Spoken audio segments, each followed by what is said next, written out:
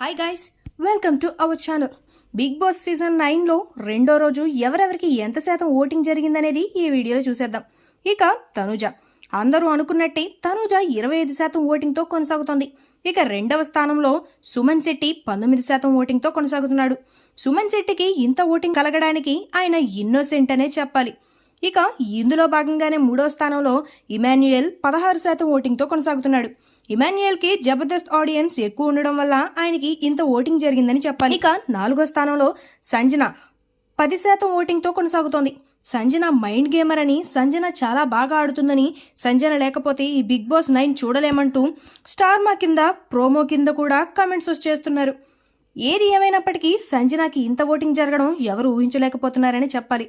ఇక 5వ ప్లేస్లో డేమోన్ పవన్ అయితే 10% ఓటింగ్తో కొనసాగుతున్నాడు. ఇక 6వ స్థానంలో రాము రాథోడ్ 8% ఓటింగ్తో కొనసాగుతున్నాడు. ఇక 7వ స్థానంలో రీతూ చౌదరి 5% ఓటింగ్తో కొనసాగుతోంది.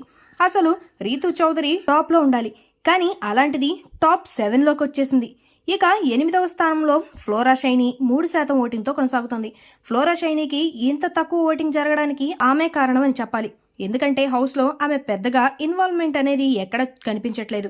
ఇక ఇందులో భాగంగా హౌస్లో కన్నా బయట ఉంటేనే బెస్ట్ అనుకుంటున్నారో ఏమో ఆడియన్స్, అందుకే ఆమెకు అంత ఓటింగ్ వేయట్లేదనే చెప్పాలి.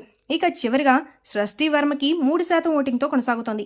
ఈ ఓటింగ్ ప్రకారం చూస్తుంటే ఫ్లోరా షైనీ, సృష్టి వర్మ వీళ్ళిద్దరే ఈ వారం ఎలిమినేట్ అవుతారు అనిపిస్తోంది. మరి వీళ్ళిద్దరిలో ఎవరు ఈ బయటికి వెళ్తారని మీరు అనుకుంటున్నారో కమెంట్ సెక్షన్లో తెలియజేయండి. మరిన్ని లేటెస్ట్ బిగ్ బాస్ అప్డేట్స్ కోసం చూస్తూనే ఉండండి అవర్ ఛానల్.